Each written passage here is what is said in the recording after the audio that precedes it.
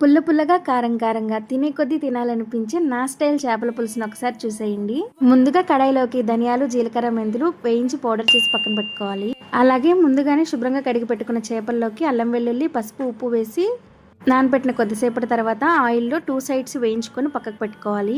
కడాయిలో oil heat అయిన తర్వాత చెక్క, లవంగం, ఇలాచి వేసుకొని వేగిన తర్వాత కరివేపాకు, పెద్ద ఉల్లి, పసుపు వేసి వేయించుకోవాలి. ఉల్లిపాయలు కాస్త మగ్గిన తర్వాత రుచికి సరిపడా ఉప్పు, కారం, ధనియాల పౌడర్ వేసుకొని కాస్త ఫ్రై అవనివ్వాలి.